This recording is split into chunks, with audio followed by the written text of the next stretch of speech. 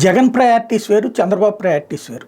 జగన్ సంక్షేమం అనేటటువంటిది ఇంటికి చేరితే అది ఉచితం అనేది ఉత్తి మాట.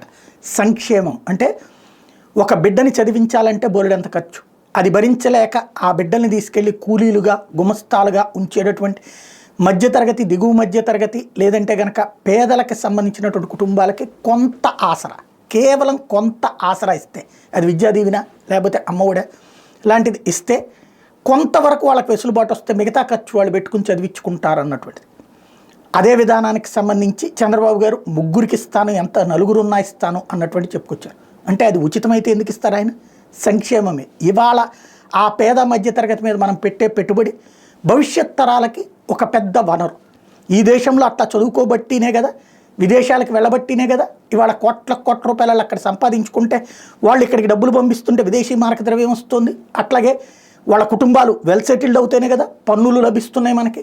కాబట్టి ఇవాళ పెట్టే పెట్టుబడి రేపు పొద్దున ప్రయోజనం అనేటటువంటి దాన్నే సంక్షేమం అంటారు. ఉచితం అంటే నువ్వు తిని కూర్చో, బియ్యం తీసుకో తిని కూర్చో, కూరలు తీసుకో తిని కూర్చో అనేది ఉచితం. ఉచితం వేరు, సంక్షేమం వేరు. ఇది జగన్ పాలసీ.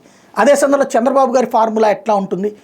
మనం ఒక సంస్థని సృష్టించాలి, ఒక వ్యవస్థని సృష్టించాలి, అక్కడ ఆటోమేటిక్గా దానికి అదే ప్రొడ్యూస్ చేసుకుంటుంది. లైక్ హైదరాబాద్లో సైబరాబాద్ సృష్టిస్తే వాళ్ళే వ్యాపారాలు, వాళ్ళే ఉద్యోగాలు ఇచ్చుకుంటారు, వాళ్ళే అక్కడి నుంచి దాని మీద ఆధారపడే వాళ్ళు వస్తారు.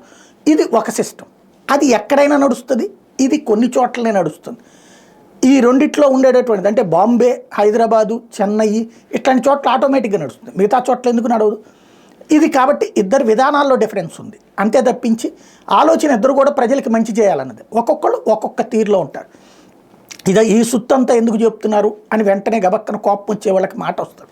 అసలు పాయింట్ ఏంటంటే అప్పుకి సంబంధించినటువంటిది. నిన్న ఆక్వా వాళ్ళ సదస్సు సందర్భంగా ఏదైనా సంపద ఎలా సృష్టించాలో మీ వైపు నుంచి సలహాలు ఏమైనా ఉంటే చెప్పండి అన్నారు. సంపద సృష్టికర్త నేను, సంపద సృష్టి నేను అని చెప్పినటువంటి ఆయన తను సంపద సృష్టి అడగడం ఏంటి అన్న గురించి మాట్లాడు. ఎందుకంటే ఎప్పటికప్పుడు అప్డేట్ అవుతూ ఉండాలి, సలహాలు తీసుకుంటూ ఉండాలి, తప్పులేదు. అయితే అప్పు ఎక్కడా పుట్టట్లేదు తీసుకుందామన్నా అని చెప్పి ఇది మాత్రం అబద్ధం. ఎందుకంటే అమరావతి కోసం అప్పులు ఎంత పుట్టినాయి? 50,000 కోట్లు పుట్టినాయి. జగన్కి 45,000 కోట్లు పుట్టడానికి నానా తెప్పలు పడాల్సి వచ్చింది. ఓ రకంగా పచ్చి నాటు భాషలో చెప్పాలి, నానా సంఖ్యలో నాకాల్సి వచ్చింది. అలాంటి ఏది రకరకాల కార్పొరేషన్లు పెట్టి, అది పెట్టి, ఇది పెట్టి, ఆ తాకట్టు పెట్టి, ఈ తాకట్టు పెట్టి తీసుకోవచ్చు. ఇక్కడ సింపుల్గా అమరావతిని చూపెట్టినే ఇప్పటికీ 50,000 కోట్ల రూపాయలు, 55,000 కోట్ల అప్పు. అవి కాకుండా ఇంకా ఎన్ని అప్పులు నడుస్తున్నాయి రాష్ట్రానికి? ప్రతి మంగళవారం పూట్ల అప్పు తీసుకుంటూనే ఉన్నారు కదా.